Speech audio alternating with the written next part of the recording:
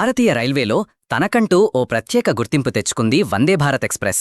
గతంలో ఉన్న రైళ్లతో పోల్చితే చూడ్డానికి అందం, అత్యాధునిక వేగం, అదిరిపోయే సౌకర్యాలతో అందుబాటులోకి వచ్చింది.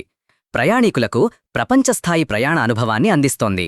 పూర్తిస్థాయి స్వదేశీ టెక్నాలజీతో మేకిన్ ఇండియాలో భాగంగా ఈ రైళ్లు తయారయ్యాయి. ప్రస్తుతం ఈ రైళ్లు దేశవ్యాప్తంగా సర్వీసులు అందిస్తున్నాయి. అయితే దేశంలో అత్యంత పొడవైన వందేభారత్ ఎక్స్ప్రెస్ రైలు రూట్లు ఏవో ఇప్పుడు తెలుసుకునే ప్రయత్నం చేద్దాం. Number 1 Visakhapatnam Secunderabad Vande Bharat express. దేశంలో మూడో అతిపొడవైన వందేభారత్ ఎక్స్ప్రెస్ మార్గం 698 కిలోమీటర్లు విస్తరించి ఉంది. తీరప్రాంత నగరమైన విశాఖపట్నం నుంచి తెలంగాణ రాజధాని హైదరాబాద్ నగరాన్ని ఈ మార్గం లింక్ చేస్తోంది. విశాఖ నుంచి సికింద్రాబాద్ ప్రయాణించడానికి ఈ రైలుకు సుమారు 8 గంటల 50 నిమిషాలు పడుతుంది. Number 2 Secunderabad Tirupati Vande Bharat express. దేశంలోని అతి పొడవైన వందేభారత్ రైల్వే మార్గాల్లో సికింద్రాబాద్ తిరుపతి కూడా ఒకటి. ఈ మార్గం మొత్తం 661 కిలోమీటర్ల దూరాన్ని కవర్ చేస్తోంది.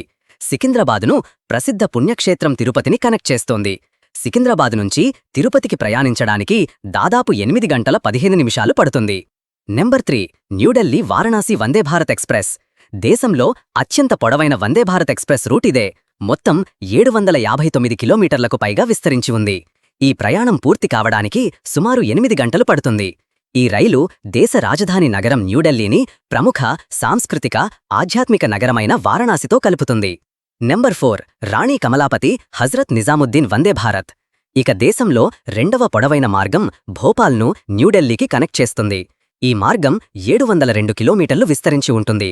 మొత్తంగా 7.5 గంటల్లో ఈ రైలు తన గమ్యస్థానాన్ని చేరుకుంటుంది. మధ్యప్రదేశ్ రాజధాని భోపాల్, దేశ రాజధాని న్యూఢిల్లీ నడుమ ప్రయాణీకులకు సేవలను అందిస్తోంది.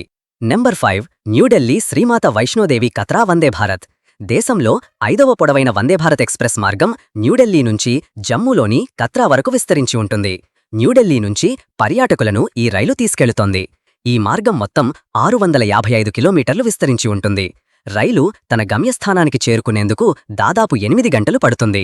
శ్రీమాత వైష్ణోదేవి ఆలయానికి వెళ్లే భక్తులకు ఈ రైలు ప్రయాణం అత్యంత అనుకూలంగా ఉంటుంది.